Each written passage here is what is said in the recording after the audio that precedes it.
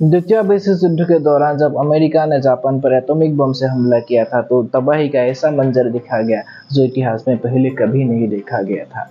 और उम्मीद करते हैं कि भविष्य में भी हम लोग ऐसा तबाही कभी ना देखें। लेकिन आज का दिन उस घटना से क्या रहा खास और क्या रहा इसका इतिहास, जानते हैं आज की इस वीडियो में।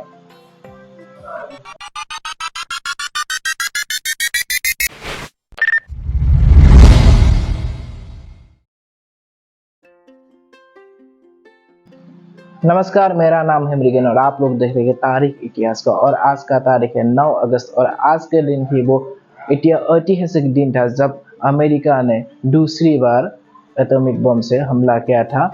वो जापान का दूसरा शहर जिसका नाम था नागासाकी। तो इस घटना को याद करते हुए आज के दिन मनाया जाता है नागासाकी डे, जो पूरे दुनिया में ऑब्जर्व किया जाता है। और जापान में इस देश को मनाया जाता है ब्लैक डे से नाम से। तो इस दिन का क्या इतिहास है, इसका सिग्निफिकेंट क्या है, इसका रिजल्ट क्या है, उस दिन का रिजल्ट क्या है, क्या क्या हुआ, जानते हैं इस वीडियो में स्टेप बाय स्टेप। तो पहली बार तो हम ये बात जान लेते हैं कि नागासाकी दिवस क्यों माना जाता है, इसका इतिहास क्या है। तो द्वितीय विश्व युद्ध के दौरान जब दो पक्ष हुए थे, एक अमेरिका के साथ था और दूसरा एक पक्ष था, तो तब क्या हुआ, जर्मनी ने अल्टीमेटली 1945 के 8 मई को आत्मसमर्पण कर दिया था। लेकिन तब भी जापान नहीं माना और जापान ने आत्मसमर्पण नहीं किया था। जब जापान को बोला था कि आप आत्मसमर्पण कर दीजिए, लेकिन जापान में वो नहीं माना और युद्ध चलाता रहा। उसका एक ही मकसद था कि जो हमारा ईस्ट इंडिया का साइड है ना, वहाँ का जो तेल का भंडार है, स्पेशली इंडोनेशिया के साइड पर, तो उस पर जो तेल का भंडार है उस पर कब्जा किया जा सके। तो जापान के सैनिक लगातार उस तरफ बढ़ रहे थे और रुकने का नाम नहीं ले रहे थे। तो फाइनली जब आखिरी बार चेतावनी दी अमेरिका ने जापान को सरेंडर करने के लिए बिना कोई रीजन, जब वो 1945 के जुलाई महीने पर जो पदसदम जो घोषणा की गई थी उसमें बोला गया था कि आप विदाउट एनी कंडीशन आत्मसमर्पण कर दीजिए। जापान ने नहीं माना तो क्या किया, जो तब का जो अमेरिका का प्रधानमंत्री था जिसका नाम था हैरी ट्रूमन, उन्होंने ऑर्डर दिया कि आप क्या कीजिए, दूसरे वो जो हमारा एटॉमिक बम है वो दूसरा बम भी गिरा दीजिए। और वो बम डेवलप किए थे जो मैनहट्टन प्रोजेक्ट के दौरान 1940 के आसपास। आप लोग जानते होंगे जो ओपेनहाइमर अभी कुछ दिन पहले रिलीज हुआ एक हॉलीवुड फिल्म, उसमें ओपेनहाइमर के जो बने को बहुत अच्छे से दर्शाया गया है कि कैसे एक एटॉमिक बम डेवलप किए थे उन्होंने। तो तब जब वो राष्ट्रपति ने ऑर्डर दिया कि आप वो बम गिरा दीजिए, तो क्या हुआ, अल्टीमेटली जो दूसरा वाला बम था वो बम नागासाकी पर गिरा दिया गया जिसका नाम था द फैट मैन। और ये बम था एक प्लूटोनियम बम। उसका पहला जो 3 दिन पहले मतलब 6 अगस्त को पहला बम गिराया गया था हिरोशिमा पर, जिसका नाम था लिटिल बॉय, और वो था यूरेनियम बम और ये था प्लेटोनियम बम। तो पहले वाले बम से ये ज़्यादा खतरनाक और ज़्यादा असरदार था। तो जब बम गिरा दिया गया तो क्या हुआ, बहुत सारा तबाही देखने को मिला, पूरी दुनिया ने वो तबाही का मंजर देखा।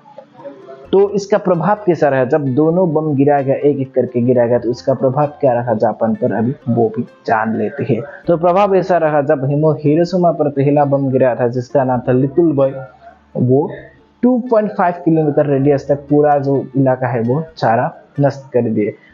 जो मकान वगैरह जो भी आया 2.5 रेडियस में, किलोमीटर रेडियस में, वो सारा कुछ नष्ट तहस नहस हो गया। और लगभग इंस्टेंटली एक ही झटके में 28,000 लोगों की मौत हो गई।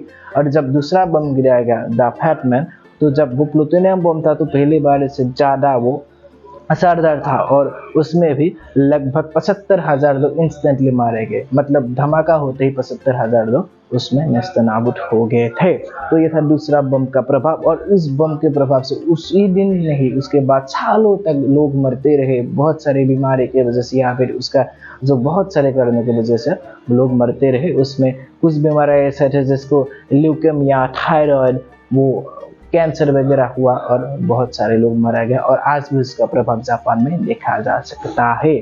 तो ये रहा उसका और एक इतिहास।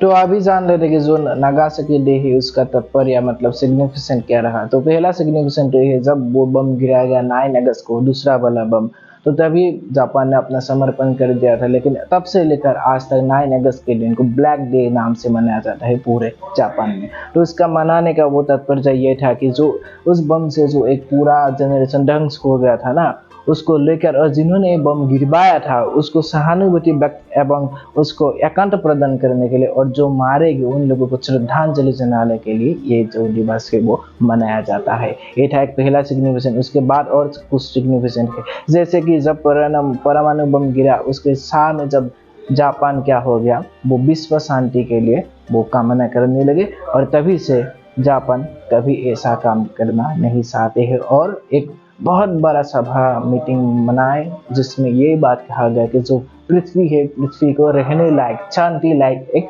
दुनिया बना जाए जहाँ पर लोग खुशी से रह सकते हैं। तो ये था दूसरा सिग्निफिकेंट।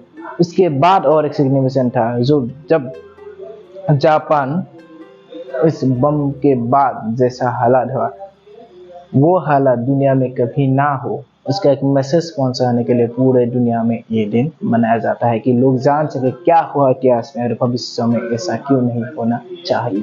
तो ये था कुछ सिग्निफिकेंट। और अभी जान लेते कि जब वो बम गिराया गया तो उसका असर कैसा रहा। असर तो हम लोग जान ले, उसका जो फ्रूट निकला, उसका मतलब फल क्या मिला पूरे दुनिया को, और जापान को, अमेरिका को क्या क्या फल मिला वो भी जान लेते। तो बम गिराने के बाद 1945 में जब 15 अगस्त के दिन जापान ने भी अपना समर्पण कर दिया था कि हम लोग आप युद्ध में हार गए, मतलब ऐसा सरेंडर कर दिया गया था।